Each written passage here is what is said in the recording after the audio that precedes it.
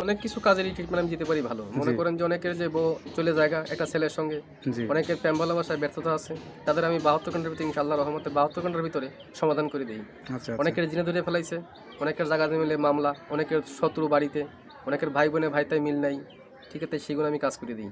আমি কাজে বিশ্বাসী, আমি কাজ করবো পরে আপনি আমার খুশি করবেন, ঠিক আছে, এই আমার কথা। সুপ্রিয় দর্শক, আসসালামু আলাইকুম। দেশ ও প্রবাসে যে যেখানে আছেন আপনাদের প্রত্যেককে শুভেচ্ছা জানিয়ে শুরু করছি আজকের প্রতিবেদন। আজ আমরা কথা বলবো কবিরাজ ময়নুল ইসলাম সাহেবের সাথে। জানবো তার কি বিষয়ে কবিরাজি ট্রিটমেন্ট দিয়ে থাকেন এবং কি অবস্থায় চলছে তার কবিরাজি। চলুন কথা বলি তার সাথে। আসসালামু আলাইকুম ভাই। ওয়ালাইকুম আসসালাম। কেমন আছেন আপনি? হ্যাঁ, ভালো আছি ইনশাআল্লাহ, আপনাদের দোয়ায়।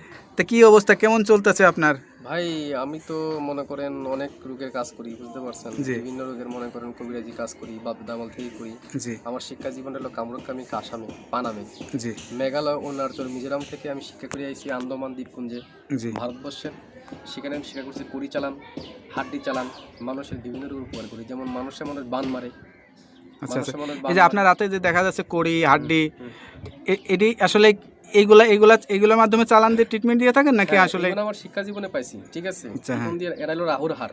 আচ্ছা এই আচ্ছা হার দিয়ে আমি মানুষকে জিন সাধন করি। আচ্ছা আমি আচ্ছা বোতলে জিন সাধন করে সাগরে নিক্ষেপ করি। আচ্ছা আচ্ছা আচ্ছা মানুষের মানুষ বান মারে, নষ্ট করে, সেই রোগের কাজ করি আমি, এগুলো বোতলে ভরে মানুষ চালান করে দিই আচ্ছা নদীতে।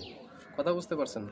তবে অনেক করে দুষ্কর্মী করে ফেলা, জায়গা জমিলে মামলা, ঠিক আছে, কেস মামলা করে, অনেকে ভালোবাসায় ব্যর্থতা, ঠিক আছে, মনে করেন যে অনেকে দুশ্মনী করে জায়গা জমি আটকিয়ে রাখে, সেগুলো আমি আচ্ছা। ছুটিয়ে দিই। আচ্ছা আচ্ছা। তা আপনি এই যে এই ট্রিটমেন্ট বা এই পেশাটা কতদিন হলো শিখছেন? আমার আমার বয়স হয়ে গেছে প্রায় 30-35 বছর। আচ্ছা ঠিক আচ্ছা। আছে? এই পেশাটা কি আপনার বাপ দাদার পেশা থেকে আপনারা আসছেন নাকি আপনি শিখছেন? আমার বাবাও ছিল কবিরাজ, ঠিক আছে, আমার দাদাও ছিল কবিরাজ।